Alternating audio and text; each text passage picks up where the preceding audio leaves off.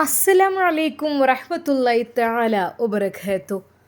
ഇന്ന് അറബിയുടെ വീട്ടിൽ വിശേഷപ്പെട്ട ദിവസമാണ്. അത് നമ്മുടെ ഉമ്മുൽ ഖൈറിൻ്റെ വീട്ടിൽ. അതെ, സുലൈഖ നിൽക്കുന്ന അറബിയുടെ വീട്ടിൽ ആരൊക്കെയോ ഗസ്റ്റായിട്ട് വരുന്നുണ്ട്. എന്താണ് സംഗതി എന്നൊന്നും അറിയുന്നില്ല. അതെ, കുറച്ചധികം ആളുകളെല്ലാം കൂടുന്നുണ്ട്. സുലൈഖ, അറബി വിളിക്കുന്നു. ആ അർബ, ഇവിടെ വരൂ. എന്താ? ഇവിടെ അതിഥികളെല്ലാം വരും, അവർക്കെല്ലാം നീ പാനീയങ്ങൾ നൽകണം. ആ അറബ, ശരി. എന്നാൽ അവൾ ഒന്ന് ഭയന്നു. കാരണം അറബിയുടെ സ്വഭാവം വളരെയധികം മോശകരമായ സ്വഭാവമാണ്. ഞാൻ എന്തെങ്കിലും ജോലി എടുക്കുമ്പോൾ പിന്നിൽ നിന്ന് തട്ടിയിട്ടും മുട്ടിയിട്ടും മാത്രമല്ല ചില സമയത്ത് ഉപദ്രവിച്ചിട്ടും അത് അദ്ദേഹത്തിന് ഒരു ഹോബിയാണ്. ശരിക്കും അതെ, ഒരു ക്രൂരനായ മനുഷ്യൻ്റെ സ്വഭാവം എന്ന് വേണമെങ്കിൽ പറയാം. എന്നാൽ ഇന്ന് അയാളുടെ കൂട്ടുകാരെല്ലാവരും വരുന്നുണ്ടെന്ന് തോന്നുന്നു. അന്ന് അതാ അറബിയുടെ കൂട്ടുകാർ കുറച്ചധികം വന്നു. ആ വലിയ ഹാളിൽ അവരെല്ലാവരും സെറ്റായിട്ടിരുന്നു. സുലൈഖ, അറബി വിളിക്കുന്നു. അർബ, കൊണ്ടുവരൂ പാനീയങ്ങൾ. അങ്ങനെ ഏതാ അവളുണ്ടാക്കിയ സ്പെഷ്യലായിട്ടുള്ള പാനീയങ്ങൾ. അതുമാത്രമല്ല, ഇന്ന് കുക്കിങ്ങിന് വേണ്ടി സ്പെഷ്യൽ ഗദ്ദാമിയയും വെച്ചിട്ടുണ്ട്. അവരുണ്ടാക്കി കൊടുത്ത ആ ഒരു പാനീയങ്ങളെല്ലാം അതാ അവൾ ട്രേയിൽ വെച്ചുകൊണ്ട് നേരെ ഡൈനിങ് ഏരിയയിലേക്ക് നടക്കുന്നു. ഒരുപാട് അറബികൾ അവളെ നോക്കി ചിരിക്കുന്നുമുണ്ട്. എന്നാൽ അവൾ വിറച്ചുകൊണ്ട് ആ അറബികളുടെ ഇടയിലേക്ക് പോവുകയാണ്. ശരിക്കും അവൾക്ക് എന്തൊക്കെയോ തോന്നിപ്പോയി. കാരണം മറ്റൊന്നുമല്ല, അത് ചില അറബികൾ നല്ലതാണ്, ചിലവരാണെങ്കിൽ മോശമാണ്, ഒന്നിനും മടിക്കാത്തവരാണ് എന്നൊക്കെ പറഞ്ഞു കേട്ടിട്ടുണ്ട്. എന്നാൽ അവളെ കണ്ടപ്പോൾ എല്ലാവർക്കും ഒരു കള്ളനോട്ടം ഉണ്ടായിരുന്നു. ഒരു നിമിഷം അവൾ പരുങ്ങിപ്പോയി. അർബാവ് പറഞ്ഞു, സുലൈഖ, ഇതാരാ നിനക്കറിയോ? ഇല്ല. ലാ. ആ, ഇതാണ് എൻ്റെ കൂട്ടുകാരാണ് ഇവരൊക്കെ. പിന്നെ ഇന്നത്തെ ദിവസത്തിൻ്റെ പ്രത്യേകതയുണ്ട്. അത് നിനക്കറിയില്ല, ഇവർക്കറിയാം. അർബ, അതെ, എൻ്റെ കൂട്ടുകാരെ, ഇതാണ് ഞാൻ പറഞ്ഞ പെണ്ണ്. പേര് സുലൈഖ. എന്താ, ഇവളെ എൻ്റെ ജീവിതത്തിലേക്ക് അങ്ങ് കൂട്ടാമെന്ന് വിചാരിച്ചു. കൂട്ടാതെയും അങ്ങനെ ഇങ്ങനെയൊക്കെ ഞാൻ മുതലാക്കിയിട്ടുണ്ട്, അത് വേറെ കാര്യം. പക്ഷേ ഇവളെ ഞാനിന്ന് നിക്കാഹ് കഴിക്കാൻ പോവുകയാണ്. ഒരു നിമിഷം അതാ സുലൈഖ ഞെട്ടിത്തെറിച്ചു. യാ റബ്ബേ, എന്നാൽ എൻ്റെ പീഡനങ്ങൾ തുടർന്നുകൊണ്ടേയിരിക്കും എനിക്കുള്ള. എന്നാൽ അറബികളെല്ലാവരും കൂട്ടത്തോടെ ചിരിക്കുകയാണ്. മാഷാ അല്ലാഹ് ഖൈർ എന്നൊക്കെ പറഞ്ഞ് അവർ പല രീതിയിലും ശബ്ദങ്ങൾ ഉണ്ടാക്കിയിട്ട് അതാ സുലൈഖയുടെ മുഖത്ത് നോക്കി ചിരിക്കുകയാണ്. അവളാകെ ഭയന്ന് വിറക്കുകയാണ്. അല്ല, ഇത് എത്രാമത്തതാണ് എന്നുള്ള ചോദ്യവും. അങ്ങനെ കയ്യും കണക്കുമില്ല, ഏത് നിമിഷവും ഇവളെയും ഞാൻ തട്ടപ്പെടും. പക്ഷേ ഇന്നിവളെ ഞാൻ നിക്കാഹ് കഴിക്കുകയാണ്. അതിനു വേണ്ടിയിട്ട് തന്നെയാണ് എല്ലാവരെയും വിളിച്ചു വരുത്തിയതും. എന്നാൽ അവൾ ശരിക്കും ഭയപ്പെടുകയാണ്. അവൾ പേടിച്ച് വിറക്കുകയാണ്. അവൾ ഒരു നിമിഷം അറബിയോട് പറഞ്ഞു, നോ, ലാ, നോ, നോ. എന്താ സുലൈഖ, നിനക്കൊരു വല്ലായ്മ? നിനക്ക് എന്തിൻ്റെ കുറവാണ് ഇവിടെയുള്ളത്? ദേ, നിനക്കറിയാമല്ലോ. അതെ, സുലൈഖ നിൽക്കുമ്പോൾ അവളുടെ ചെവിയിനടുത്തായിട്ട് അയാൾ എണ്ണീറ്റുകൊണ്ട് പറഞ്ഞു, പാസ്പോർട്ടിൻ്റെ കയ്യിലാണ്. ഇവിടുന്ന് ചാടാൻ ശ്രമിച്ചാൽ പിന്നെ നീ വലിയൊരു പീഡനത്തിൻ്റെ കരങ്ങളിലേക്കായിരിക്കും വന്ന് പോവുക. ഇതെല്ലാം എൻ്റെ കൂട്ടുകാരാണ്, അവർക്ക് എല്ലാവർക്കും നിന്നെ ഒത്തിരി ഇഷ്ടപ്പെട്ടതുമാണ്. അതുകൊണ്ട് തന്നെ സുലൈഖ, സൗന്ദര്യം ഉണ്ടെന്ന് വെച്ച് ഇത്ര അഹങ്കരിക്കാൻ പാടില്ല കേട്ടോ. ശരിക്കും അവൾ ഞെട്ടിത്തെറിച്ചു. റബ്ബേ, അതെ, ഭർത്താവായി ഇയാളെ സ്വീകരിച്ചില്ലെങ്കിൽ അതെ അവർക്ക് മുന്നിലേക്ക് ഇട്ടുകൊടുക്കും എന്നാണ് പറഞ്ഞത്. അതെ, ആ അറബികളുടെ ഓരോ കള്ളച്ചിരിയും കാര്യങ്ങളും കാണുമ്പോൾ പല രീതിയിലും പേടി തോന്നുന്നു. അതിലധികവും കാട്ടറബികളാണെന്ന് തോന്നും. അത്രക്കും അവരുടെ മുഖം കണ്ടാൽ പേടിയാകുന്ന രീതിയിലുള്ള അവസ്ഥ. സുലൈഖ വല്ലാതെ ഭയപ്പെടുകയാണ്. ഞാൻ എന്ത് ചെയ്യും എന്നുള്ള അവസ്ഥയിൽ. സുലൈഖ, എന്നാൽ പിന്നെ ഞാൻ നിന്നെ നിക്കാഹ് കഴിക്കുകയാണ്, സമ്മതമാണോ? അവൾ എന്ത് പറയണമെന്നറിയാതെ കുഴങ്ങി. അത് അർബ, അത് എനിക്ക് വേറെ ഭർത്താവും മക്കളും ഉള്ള കാര്യം നീ എന്നോട് പറഞ്ഞില്ലല്ലോ. ഇത് എവിടുന്ന് വന്നു നിനക്ക് പുതിയ ഭർത്താവും മക്കളും? പറയടി എന്ന് പറഞ്ഞിട്ട് സുലൈഖയുടെ അതാ 2 കവിളുകൾ അമർത്തി പിടിക്കുന്ന അയാൾ. അർബ, ഞാനത് പറയാൻ വിട്ടുപോവുകയോ? നീ ഭർത്താവുള്ള കാര്യം എന്നോട് ഇതുവരെ പറഞ്ഞിട്ടില്ല, ഇല്ലല്ലോ. ഇല്ല, ഒരിക്കലുമില്ല. മക്കളുള്ള കാര്യവും പറഞ്ഞിട്ടില്ല. നീ ഫ്രീ ആണ് എന്നാണ് എന്നോട് പറഞ്ഞത് അല്ലേ? നീ ഓർക്കുന്നുണ്ടോ? ശരിക്കും സുലേഖ പെട്ടുപോയി എന്ന് തന്നെ പറയാം. കാരണം അവൾക്ക് അറിയില്ലായിരുന്നു അത് പറഞ്ഞിട്ടുണ്ടോ ഇല്ലയോ എന്നുള്ളത്. അർബ, എന്നോട് ക്ഷമിക്കണം. നോ, ഒരു ക്ഷമയുമില്ല. എനിക്ക് നിന്നെ തന്നെ വേണം. നീ വിവാഹത്തിന് വേണ്ടി തയ്യാറായി വന്നതുമാണ് എന്നുള്ള കാര്യം എനിക്കറിയാം. അതുകൊണ്ട് നിന്നെ ഞാൻ ഇവരുടെ മുമ്പിലൊക്കെ വെച്ച് നിക്കാഹ് ചെയ്യുകയാണ്. നിക്കാഹിന് നേതൃത്വം നൽകുവാൻ വേണ്ടിയിട്ടാണ് അത് ആ ഇരിക്കുന്ന മഹാനായ വ്യക്തി വന്നിട്ടുള്ളത്. എന്നാൽ അവൾ അവരുടെ മുമ്പിൽ കരഞ്ഞപേക്ഷിച്ചു. നോ, എനിക്ക് ഒട്ടും ഇതിന് താല്പര്യമില്ല എന്നുള്ള രീതിയിൽ അവർ വീണ്ടും കളിയാക്കി ചിരിച്ചു. അറബിയുടെ മുഖത്തേക്ക് നോക്കി. അറബിക്കും അത് വല്ലാത്ത ഒരു ദേഷ്യം തോന്നി. സുലേഖ എന്ന് പറഞ്ഞ് അവളെ രൂക്ഷമായി അയാളെന്ന് നോക്കി. അതെ, ഉറപ്പാണ്. അയാൾക്കെതിരായിട്ട് എന്തെങ്കിലും പ്രവർത്തിച്ചു കഴിഞ്ഞാൽ ഇന്ന് ആ വീടിനകത്ത് പലതും നടക്കും. കാരണം ഒന്നിനും മടിയില്ലാത്ത അയാൾ പല രീതിയിലുള്ള വൈകൃതങ്ങളായ കാര്യങ്ങളിലേക്ക് കടക്കും. അതെ, വേദന സഹിച്ച് പൊളിയേണ്ടി വരും. തന്നെ കൊല്ലുന്ന രീതിയിലുള്ള ആക്രമങ്ങൾ ഉണ്ടാകും. അത് നന്നായിട്ടറിയാം. ശരിക്കും അവൾ ഭയന്ന് വിറച്ചു. അർബ, നോ, ഞാൻ പറഞ്ഞിട്ടുണ്ട്. നീ എനിക്കനുസരിച്ച് നിന്ന് കഴിഞ്ഞാൽ നിനക്ക് സമാധാനത്തോടു കൂടി ജീവിക്കാം. പക്ഷേ നിക്കാഹ് കഴിഞ്ഞാലും നീ എൻ്റെ ഭാര്യ മാത്രമല്ല, നീ എൻ്റെ ഭാര്യയായ അടിമയായിരിക്കും. ശരിക്കും അയാളുടെ ആ ഒരു വാക്കുകൾ കേട്ട് സുലേഖ ഞെട്ടിപ്പോയി. റബ്ബേ, എൻ്റെ പീഡനങ്ങൾ ഇവിടെ അവസാനിക്കുന്നില്ലല്ലോ എന്ന് കരുതി. എന്നാൽ മനമില്ല മനസ്സോടു കൂടെ അവൾ അതിന് മൂളിക്കൊടുത്തു. അറബികളെല്ലാവരും പിരിഞ്ഞു പോയി. അവൾ അല്പസമയം കഴിഞ്ഞ് അവർ പറയുന്ന ഡേറ്റിന് വരാമെന്നും പറഞ്ഞു. എന്നാൽ തൻ്റെ അറബിയുടെ നിക്കാഹിൻ്റെ കാര്യമാണ് ഇവിടെ ചർച്ച ചെയ്യുന്നതെന്നോ അല്ലെങ്കിൽ തൻ്റെ ഭർത്താവ് വീണ്ടും ഒരു വിവാഹം കഴിക്കുവാൻ നിൽക്കുകയാണ് എന്നുള്ള കാര്യമൊന്നും ഉമ്മുൽ ഖൈർ അറിഞ്ഞില്ല.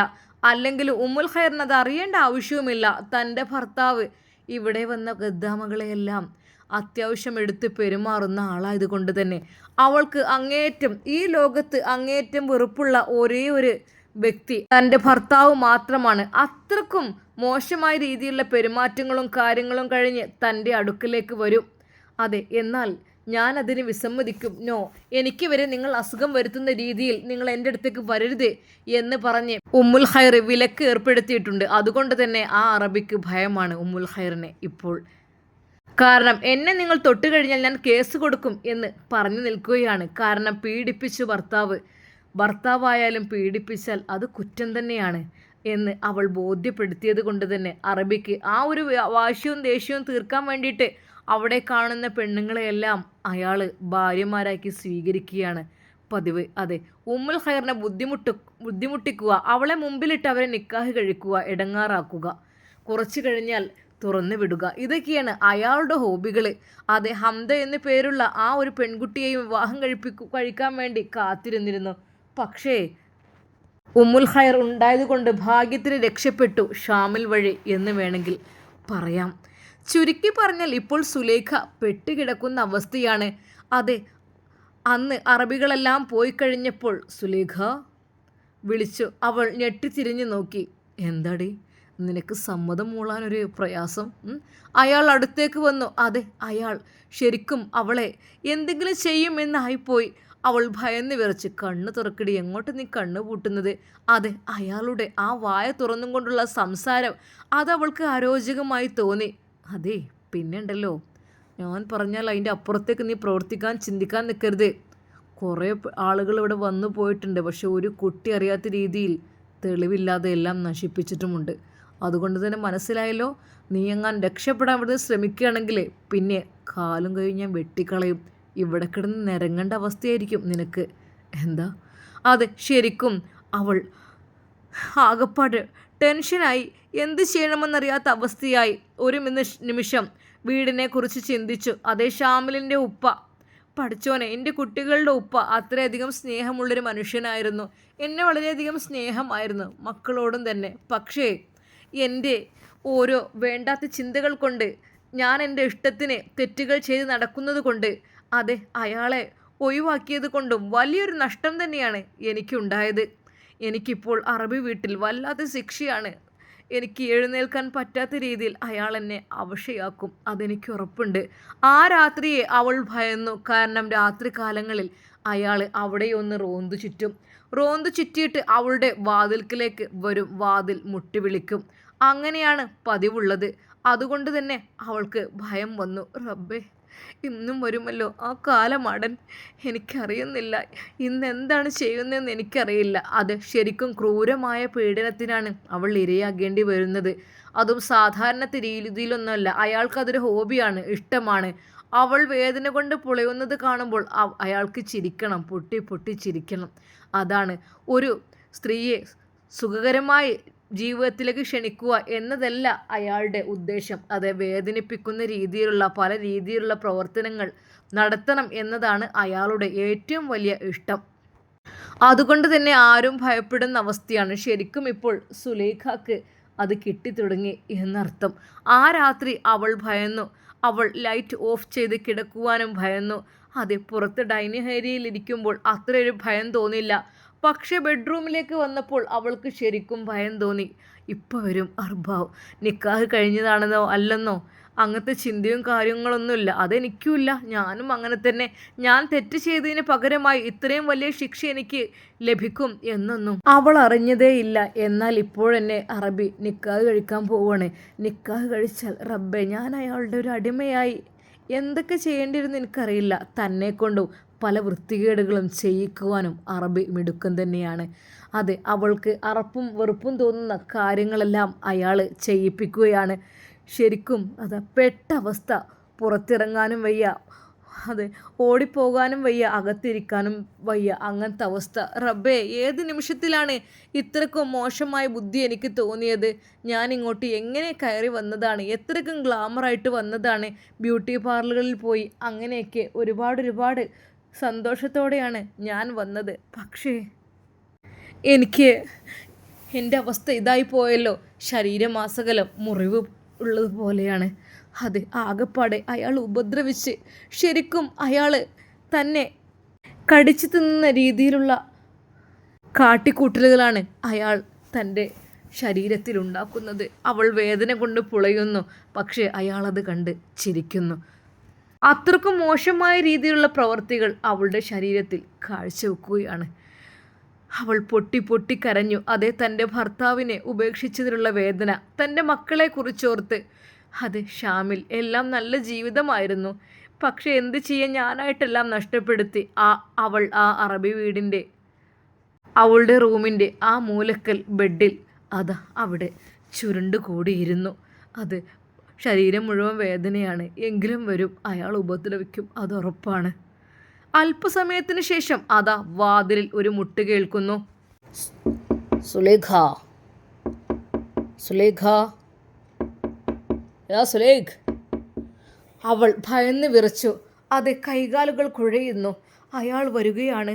അയാൾ വരും. പഠിച്ചവനെ, ഇന്നെങ്കിലും എനിക്ക് സ്വസ്ഥമായും സമാധാനമായും ഒന്ന് കിടക്കട്ടെ ഞാനെന്ന് വിചാരിച്ചതാണ്. പക്ഷെ സമ്മതിക്കുമെന്നൊന്നും തോന്നുന്നില്ല. അവളുടെ ശരീരമാസകലം അതാ നേറുന്ന പോലെയാണ്. വല്ലാതെ മുറിവ് പറ്റിയ പോലെയാണ്. പഠിച്ചവനെ, ഞാൻ എന്ത് ചെയ്യും എന്നുള്ള അവസ്ഥയാണ് അവൾക്ക്. അവൾ ഭയത്തോടെ അതാ വാതിൽ തുറക്കുവാൻ വേണ്ടി എഴുന്നേറ്റു. പക്ഷേ അവൾക്ക് അങ്ങോട്ട് പോകാനേ തോന്നുന്നില്ല. എന്നാൽ വാതിലിൽ വീണ്ടും ശക്തമായി അയാൾ മുട്ടി. തുറക്കടി, തുറക്ക് സുലേഖ എന്ന് പറഞ്ഞ് വീണ്ടും ശക്തമായി മുട്ടി. അവൾ പതുക്കെ എഴുന്നേറ്റു. അവളുടെ കാലുകൾ വിറക്കാൻ തുടങ്ങി. എന്നാൽ പതുക്കെ എഴുന്നേറ്റ് അപ്പോഴേക്കും അറബി വാതിൽ ശക്തമായി ചവിട്ടുകയായിരുന്നു. എന്താണ് നിനക്ക് തുറക്കാൻ പറഞ്ഞാൽ ഇത്രേ? സത്യം പറഞ്ഞാൽ അയാൾ ലഹരി എങ്ങാനും ഉപയോഗിച്ചിട്ടുണ്ടോ എന്ന് വരെ തോന്നിപ്പോയി. അത്രക്കും ദേഷ്യമായ മുഖത്തോടെയാണ് അന്ന് അതാ അവളുടെ അടുത്തേക്ക് അറബി കടന്നു വന്നത്. പിന്നീട് എന്താണ് അവിടെ നടന്നത് എന്നൊന്നും അവൾക്ക് തന്നെ ഓർമ്മയില്ല. ശരിക്കും അവൾ ബോധരഹിതയായി അവിടെ വീഴു പോകുമോ എന്ന് വരെ അവൾ ഭയപ്പെട്ടു. എന്നാൽ ഈ സമയം അതാ നമ്മുടെ മാജിത്തിയുടെ പിതാവ് മരണപ്പെട്ടു എന്നുള്ള വിവരം അറിഞ്ഞപ്പോൾ തന്നെ ഷാമിലും ഉപ്പയും അങ്ങോട്ട് പോയിരുന്നു. കാരണം വളരെയധികം പ്രയാസത്തോടു കൂടി ജീവിക്കുന്ന ഒരു പെണ്ണായിരുന്നു അവർ. എന്നാൽ മയ്യത്തിൻ്റെ കൂടെ ഷാമിലും ഉപ്പയുമെല്ലാം പോയി. ശരിക്കും അതാ അവരുടെ ആ ഒരു കരച്ചിൽ അസഹനീയമായിരുന്നു. ആങ്ങളമാരെല്ലാം ഉണ്ട് എങ്കിലും അവരൊരിക്കലും ഒരുമയിലല്ല. ഉപ്പയെ വരെ നോക്കാനും തയ്യാറായിരുന്നില്ല. എന്നാൽ ആ കൊച്ചുകുടിലിൻ്റെ വാതിൽക്കൽ ഇരുന്നു കൊണ്ട് തൻ്റെ പ്രിയപ്പെട്ട ഉപ്പ പോയ ആ മയ്യത്തും നോക്കിക്കൊണ്ട് അതാ അവർ വളരെയധികം പൊട്ടിക്കരഞ്ഞുകൊണ്ടിരുന്നു. ഉപ്പ, നിങ്ങൾ പോയില്ല, എനിക്ക് ആരാ ഉപ്പ ഉള്ളത്, എനിക്ക് ആരാണ് ഉപ്പ ഉള്ളത്? അവൾ കരയുകയായിരുന്നു. അവൾ ഒത്തിരി ഒത്തിരി കരഞ്ഞു. എന്നാൽ പലരും ആശ്വസിപ്പിച്ചു. സാരല്ല, ഈ ഏതെങ്കിലും പണിക്ക് പോയെടുത്ത് തന്നെ പോയിക്കോ, അല്ല തൻ്റെ ആങ്ങളാരൊന്നും ഇപ്പം അതിന് കിട്ടൂലല്ലോ. എല്ലാവരും വലിയ ജോലിക്കാരും ഉദ്യോഗസ്ഥരൊക്കെ ആയിക്കഴിഞ്ഞാൽ ആരെ നോക്കാനും ആളുണ്ടാവില്ല. അല്ല ഇജിപ്പോൾ എൻ്റെ ജോലിക്ക് അങ്ങനെ വെച്ചാണ്ട് പോയിക്കോ, അല്ല എന്താ. ഞാൻ എൻ്റെ ഉപ്പാക്ക് വേണ്ടിയ ലീവ് എടുത്തതായിരുന്നു, അവൾ കരഞ്ഞുകൊണ്ട് പറഞ്ഞു. എല്ലാവരും അതാ അങ്ങനെ പോയി കഴിഞ്ഞു. ഒടുവിൽ വീട്ടിലുള്ളവരെല്ലാം ഒഴിഞ്ഞു. ആങ്ങളമാർക്കൊന്നും സമയമില്ല. അവരെല്ലാവരും വിദേശികളാണ്. വിദേശത്താണ് അവർ ഫാമിലിയുമായി താമസിക്കുന്നതൊക്കെ. പക്ഷേ ഉപ്പയെ നോക്കാനും ആരില്ല, ഈ ഒരു പെങ്ങളെ നോക്കാനും. ശരിക്കും മാജിദ എന്ത് ചെയ്യണമെന്നറിയാത്ത അവസ്ഥ. അവളാകെ സങ്കടപ്പെട്ടു പോയി. എല്ലാവരും പോയി കഴിഞ്ഞപ്പോൾ അവൾ അതെ തൻ്റെ പ്രിയപ്പെട്ട ഉപ്പയുടെ ആ വസ്ത്രങ്ങളെല്ലാം നോക്കി പൊട്ടിക്കരഞ്ഞു. അതെ, ആ വസ്ത്രങ്ങളിലേക്ക് നോക്കി ഒരുപാട് ചുംബനങ്ങൾ അർപ്പിച്ചു. ഉപ്പ, നിങ്ങളും പോയില്ലേ എന്നെ വിട്ട്, എനിക്കിനി ആരാ ഉപ്പ ഉള്ളത്? അവൾ പൊട്ടിക്കരഞ്ഞുകൊണ്ടിരിക്കുമ്പോൾ അതാ അവരുടെ വീടിൻ്റെ വാതിലിൽ ഒരു മുട്ട് കേൾക്കുന്നു. ഇത്താ, ഇത്താ. അതെ, എവിടെയോ കേട്ട ശബ്ദം. അവൾ പതുക്കെ വാതിൽ തുറന്നു. മോനെ ഷാമിലോ, മോനെ, എൻ്റെ ഉപ്പ പോയല്ലോ, എനിക്കിനി ആരാ ഉമ്മ? നിങ്ങൾക്കറിയില്ലേ? അതെ, അറിയാതെ അവൻ്റെ വായിൽ നിന്ന് ഉമ്മ എന്നൊരു വാക്കങ്ങ് വിളിച്ചു പോയി. മോനെ, എൻ്റെ മോൻ എന്തെന്നെ വിളിച്ചത്? ഒന്നും കൂടി വിളിക്കുമോ? ഉമ്മ, സോറി, ഞാൻ അറിയാതെ. ഉമ്മ, നിങ്ങൾക്കറിയില്ലേ എന്ന് ഞാൻ അറിയാതെ. മോനെ, അങ്ങനെ തന്നെ വിളിച്ചാൽ മതി, എനിക്ക് ആരൊക്കെയോ ഉണ്ടെന്നുള്ളൊരു തോന്നലാണ് മോനെ. എനിക്ക് നിങ്ങളൊക്കെ തന്നെ എൻ്റെ മക്കളായിട്ടുള്ളത്, വേറെ ആരും എനിക്കുള്ളത്? എൻ്റെ വിവാഹം പോലും കഴിച്ചിട്ടില്ലല്ലോ പൊന്നു മോനെ. എല്ലാവരും പോയടാ മോനെ, എൻ്റെ പൊന്നു മോനെ. ഞാനൊരു അപേക്ഷ മോനോട് പറയട്ടെ? എന്താ ഉമ്മ, പറഞ്ഞോളി. ഞാൻ മോനെ, എന്നെ മോനൊന്ന് അവിടെ ആ സ്ഥാപനത്തിൽ കൊണ്ടാക്കി തരുമോ? അവിടെ എങ്ങനെയെങ്കിലൊക്കെ ആയിട്ട് ജീവിച്ച് ഉമ്മ പോയിക്കോളാം. ഉമ്മ, നിങ്ങൾ ഇപ്പോഴോ? അല്ലാതെ മോനെ, ഒറ്റയ്ക്ക് എനിക്ക് ഇവിടെ നിൽക്കാൻ പേടിയാണ്, എല്ലാവരും പോയിട്ടുണ്ട്, ഇനി എനിക്ക് ആരുമില്ല മോനെ. മോനൊന്ന് അങ്ങോട്ട് ആക്കിത്തരുമോ? അതെ, കരഞ്ഞുകൊണ്ട് ആ ഉമ്മ അത് പറഞ്ഞപ്പോൾ ശരിക്കും ഷാമിലിൻ്റെ മനസ്സിൽ വളരെയധികം ഒരുപാട് ചിന്തകൾ വന്നു.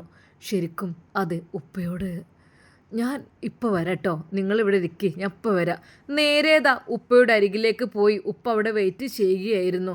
കാരണം ആ സ്ത്രീക്ക് കൊടുക്കുവാൻ വേണ്ടി കുറച്ച് ക്യാഷ് ഉപ്പ ഏൽപ്പിച്ചിരുന്നു. പൊന്നു മോനെ, ഇത് നീ അവർക്ക് കൊടുത്തേക്ക്. എന്തൊക്കെ തന്നെയായാലും പിതാവും നഷ്ടപ്പെട്ടില്ലേ, ഇനിയുള്ള ജീവിതം പ്രയാസകരം തന്നെ ആയിരിക്കും, നമ്മളെ കൊണ്ട് കഴിയുന്ന രീതി എന്തെങ്കിലും കൊടുക്കുക. പക്ഷേ ഷാമിലെന്ന് വന്നു നോക്കിയപ്പോൾ അവരുടെ അവസ്ഥ വളരെയധികം ദയനീയമായിരുന്നു. നേരെ ഉപ്പയുടെ അരികിലേക്ക് ഓടിച്ചെന്നു. ഉപ്പ, അവർ ആ സ്ഥാപനത്തിലേക്ക് എത്തിക്കണമെന്ന് പറയുന്നുണ്ട്, എന്താ ഞാൻ ചെയ്യുക? ഞാൻ ഉപ്പയെ വീട്ടിൽ കൊണ്ടാക്കിയിട്ട് അങ്ങനെ ആക്കി, എന്താ വേണ്ടത്? മോനെ, ഇനിയും അവരങ്ങോട്ട് പറഞ്ഞേക്കാണോ? അവിടെ പിടിപ്പത് ജോലി ഉണ്ടാവും. ഒരാളെ മാത്രമല്ല, 2, 3, 4 ആളുകളൊക്കെ കെയർ ചെയ്യാനൊക്കെ ഉണ്ടാവും. ഇനിയും അങ്ങോട്ട് കൊണ്ടാക്കുകയാണോ? ഉപ്പയുടെ ആ ഒരു വാക്കിൽ എന്തൊക്കെയോ ഒരു സ്നേഹമുള്ളതുപോലെ തോന്നിപ്പോയി. ഉപ്പ, പിന്നെ ഞാൻ എന്ത് ചെയ്യാം? പൊന്നു മോനെ, എനിക്കെന്താ ചെയ്യൽ അറിയില്ല. എൻ്റെ ഒരു പെങ്ങളെ സ്ഥാനത്ത് ഞാൻ അവളെ നോക്കിക്കോളാം. നമ്മളെ വീട്ടിലേക്ക് കൂട്ടിക്കൊണ്ട് വരണം എന്ന് ഞാൻ പറയുന്നില്ല. ഓൾക്കുള്ള ചിലവും കാര്യങ്ങളും ഒക്കെ നമ്മളെ വക നമുക്കത് കൊടുക്കാം, അതല്ലേ നല്ലത്?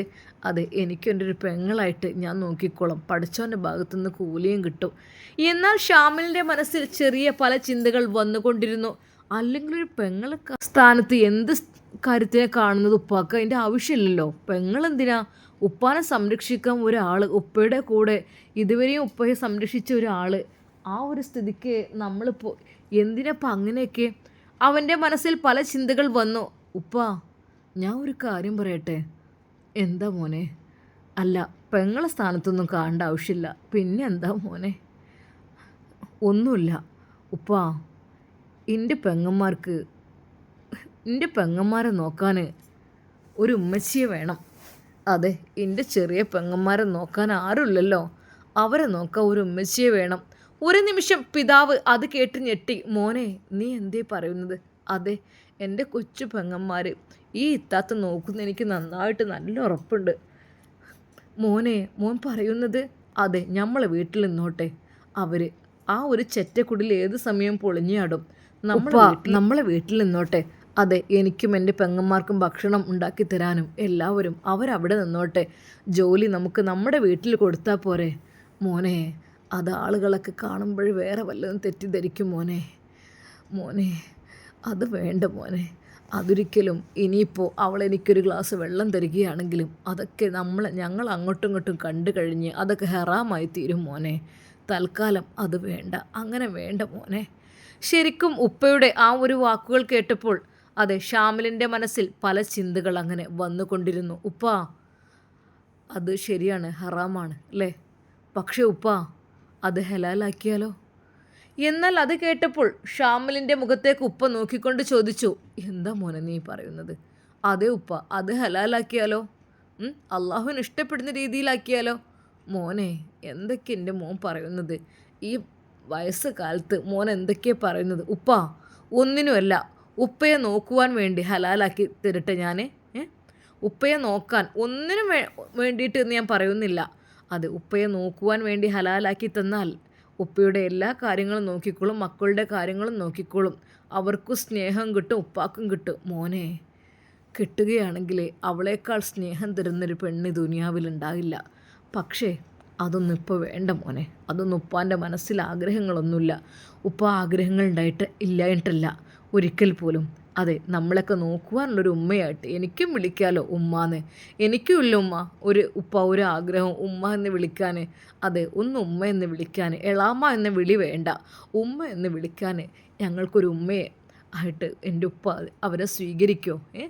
ഞാൻ നിങ്ങൾക്ക് വേണ്ടി ഹലാലാക്കി തരട്ടെ. ഒരു നിമിഷം ആ പിതാവ് എന്ത് ചെയ്യണമെന്നായിപ്പോയി. എൻ്റെ മക്കൾക്കൊരു ഉമ്മ. അതെ, എൻ്റെ ഉമ്മയില്ലാത്ത മക്കളെ നോക്കാൻ ഒരു ആൾ വേണം. അതെൻ്റെ മനസ്സിലെയും ഒരു ആഗ്രഹമായിരുന്നു. പക്ഷേ അത് തന്നെ നോക്കി തന്നെ ഈ രീതിയിലാക്കിയ അതെ, മാജിദ് തന്നെ ഈ ആകുമെന്ന് ഒരിക്കലും വിചാരിച്ചില്ല. എന്നാൽ ഈ സമയം പിതാവ് ഒന്നും മിണ്ടിയില്ല. എന്നാൽ ആ നിമിഷം ഷാമിൽ നേരെ മാജിത്തയുടെ വീട്ടിലേക്ക് പോകുന്നു. എന്തിനായിരിക്കും ഷാമിൽ മാജിത്തയുടെ വീട്ടിലേക്ക് പോകുന്നത്? അവിടെ പോയിട്ട് എന്തായിരിക്കും ഷാമിൽ പറയാൻ നിൽക്കുന്നത്? അഥവാ പറഞ്ഞാൽ തന്നെ അവരതിന് സമ്മതിക്കുമോ? നമുക്ക് കാത്തിരുന്ന് കാണാം. അതുവരേക്കും എല്ലാവർക്കും അസ്സലാമു അലൈക്കും വറഹ്മത്തുള്ളാഹി തആല വബറകാതുഹു. പ്രിയപ്പെട്ട കൂട്ടുകാരെ, ദുഃഖകരമായ 2 സംഭവങ്ങളാണ് ഉണ്ടായത്. ഇന്നലെ എൻ്റെയൊക്കെ ഒരു കൂട്ടുകാരിയായിട്ടുള്ളൊരു പെണ്ണ് മരണപ്പെട്ടു. ഞാനതെൻ്റെ മറ്റേ സ്റ്റോറിയിൽ പറഞ്ഞിട്ടുണ്ട് തോന്നുന്നുണ്ട്. ഒന്നുമില്ലായിരുന്നു, 3 മക്കളാണ്. രാത്രി ഹാർട്ട് അറ്റാക്ക് വന്ന് ഹോസ്പിറ്റലിലേക്ക് കൊണ്ടുപോയി. പെട്ടെന്ന് അവൾ മരണപ്പെട്ടു. ചെറിയ മക്കളൊക്കെ ഉണ്ട്, 2 പെണ്ണും 1 ആണൊക്കെയാണ്. ഭർത്താവിൻ്റെ കൂടെ എപ്പോഴും ഒരു വിസിറ്റിങ്ങിനൊക്കെ ഗൾഫിൽ പോകുന്ന ആളുകൾ ഇപ്രാവശ്യം പോകാൻ വേണ്ടിയൊക്കെ നിൽക്കുകയായിരുന്നു എന്നാണ് അറിയാൻ കഴിഞ്ഞത്. അപ്പോൾ അവൾ പെട്ടെന്നില്ല, ഈ ഒരു ദിവസം അവളുണ്ടെങ്കിൽ നാളെ ഈ ദിവസം ഖബറിലാണ്. ഞാൻ ഇങ്ങനെ വിചാരിച്ചു. ഇന്നലെ വൈകുന്നേരമാണ് അവളെ മറവ് ചെയ്തത്.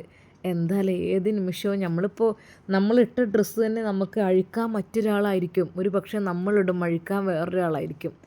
അത്രപോലും മനുഷ്യന് ഗ്യാരണ്ടി ഇല്ലല്ലോ. എന്തൊക്കെ തന്നെയാലും അവളുടെ ഖബറിടം അള്ളാഹു സുബ്ഹാനഹു വ തആല വിശാലമാക്കി കൊടുക്കട്ടെ. കാരണം ഉമ്മയും ഉപ്പയൊക്കെ നല്ല രീതിയിൽ നോക്കി, സ്വന്തം ഉമ്മയും ഉപ്പയും അവളായിരുന്നു നോക്കിയിരുന്നത്. ആങ്ങളമാരൊക്കെ ഉണ്ടായിട്ട് പോലും അവളായിരുന്നു എപ്പോഴും ഭക്ഷണം വെച്ച് കൊണ്ടു കൊടുക്കലും അങ്ങനെയൊക്കെ. വളരെയധികം അവൾ കാറ് ഡ്രൈവ് ചെയ്യണൊരു പെണ്ണാണ്. അതുകൊണ്ട് തന്നെ ഉമ്മാനും ഉപ്പാനും ഇവിടെ കൊണ്ടുപോകാനും ഒക്കെ എല്ലാത്തിനും അവർ ഉഷാറായിരുന്നു. അപ്പോൾ ഇന്നലെ അവളുടെ ഉമ്മ അവളുടെ മയ്യത്ത് കുളിപ്പിച്ചു എന്നൊക്കെ പറഞ്ഞപ്പോൾ ഹൃദയം പൊട്ടിപ്പോയിട്ടോ. സ്വന്തം പൊന്നുമ്മളുടെ മയ്യത്ത് ഈ ഉമ്മ മാളുമാത്ത പേരുള്ള അവർ പറഞ്ഞല്ലോ, എൻ്റെ മോളെ മയ്യത്ത് ഞാൻ കുളിപ്പിച്ചോളാം എന്ന് പറഞ്ഞു. അങ്ങനെ അവർ മയ്യത്തൊക്കെ കുളിപ്പിച്ചു, അവർ മണവാട്ടിയാക്കി ഖബറിലേക്ക് പറഞ്ഞയച്ചു. അത് സ്വന്തം ഭർത്താവും ആ മക്കളൊക്കെ വിതുമ്പി പൊട്ടിക്കരയുന്ന ഒരവസ്ഥ. അത് അവളുടെ ആ ഒരു ഖബറിലേക്ക് ആ ഒരു കണ്ണീര് മതി, അദ്ദേഹത്തിൻ്റെ ഒരു കണ്ണീര് മതി. അവളെ ഇഷ്ടപ്പെട്ട് വിവാഹം കഴിച്ചതായിരുന്നു. സുന്ദരിയായ പെണ്ണായിരുന്നു. സ്കൂളിൽ പഠിക്കുമ്പോൾ 9ാം ക്ലാസ്സിൽ തന്നെ അവൾ ഇഷ്ടപ്പെട്ട് വിവാഹം കഴിച്ചു. അൽഹംദുലില്ലാ, മാഷാ അല്ലാഹ്, ഇത്രയും വർഷം അവർ ജീവിച്ചു. 3 മക്കളെയും നൽകി അവൾ അള്ളാഹുവിലേക്ക് യാത്രയായി. അതുപോലെ തന്നെ ഇന്നൊരു സെയിം സംഭവം, സെയിം എന്ന് വെച്ചാൽ അങ്ങനെയല്ല, ഇവിടെ ഒരു കുട്ടി ഇട്ടോ 15 വയസ്സുള്ളൊരു കുട്ടി മരണപ്പെട്ടു. ഇവിടെ തൊട്ടടുത്തൊക്കെ തന്നെ എൻ്റെ വീട്, കുറച്ചങ്ങോട്ട് പോയാൽ മതി. ആ കുട്ടി SLC പരീക്ഷ എഴുതിയതാണ് കേട്ടോ ഇപ്രാവശ്യം. ടീച്ചർമാർ പറഞ്ഞത്രേ, മോളെ നിനക്ക് എഴുതാൻ കഴിയില്ലെങ്കിൽ മറ്റൊരാൾ കൊണ്ട് നമുക്ക് പരീക്ഷ എഴുതിപ്പിക്കാം. പക്ഷേ ആ കുട്ടിക്ക് അതെ ഞാൻ തന്നെ ടീച്ചറെ പരീക്ഷ എഴുതുന്ന വാശിയായിരുന്നു. ആ കുട്ടി അതെല്ലാം എഴുതി അള്ളാഹുവിലേക്ക് ഇന്ന് യാത്രയായി. പഠിക്കാനൊക്കെ മിടുക്കിയായിരുന്നു. ക്യാൻസർ രോഗമായിരുന്നു. ആദ്യം കാലിന് ബാധിച്ചു എന്നാണ് അറിയാൻ കഴിഞ്ഞത്. പിന്നീട് ശ്വാസം ബാധിച്ചു. ഇന്ന് നേരത്തെ ഉച്ചക്കൊക്കെ പറഞ്ഞു ശ്വാസം ഇങ്ങനെ ഓക്സിജൻ്റെ സഹായത്തോടു കൂടി അങ്ങനെ ഉള്ളൂ എന്നൊക്കെ പറഞ്ഞു. അല്പസമയം കഴിഞ്ഞപ്പോൾ അള്ളാഹുവിലേക്ക് മടങ്ങി എന്നുള്ള വാർത്തയും കേട്ടു.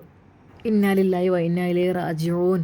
അള്ളാഹുവേ, മാതാപിതാക്കൾ ജീവിച്ചിരിക്കുമ്പോൾ മക്കളെ കൊണ്ടുപോകുന്നൊരവസ്ഥ എന്ന് വെച്ചാൽ അത് ആർക്കും സഹിക്കാൻ കഴിയാത്ത സംഭവമാണ്. അള്ളാഹുവേ, ഇന്നലെയും അങ്ങനെ തന്നെ അവളുടെ ഉമ്മയും ഉപ്പയും ജീവിച്ചിരിപ്പുണ്ട്. ഇന്നും അങ്ങനെ തന്നെ കുട്ടിയുടെ ഉമ്മയും ഉപ്പയും ജീവിച്ചിരിപ്പുണ്ട്.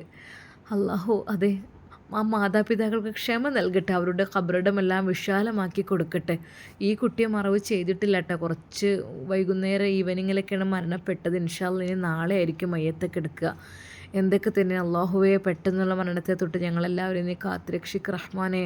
മരണം ഹൈറാകുമ്പോൾ ഈമാനോട് കൂടി മരിക്കുവാനുള്ള ഭാഗ്യം നീ നൽകണം റഹ്മാനെ. ആമീൻ യാ റബ്ബൽ ആലമീൻ. അസ്സലാമു അലൈക്കും വറഹ്മത്തുള്ളാഹി തആല വബറകാതുഹു. അള്ളാഹുരുടെ മാതാപിതാക്കൾക്ക് ക്ഷമ നൽകട്ടെ. ആമീൻ.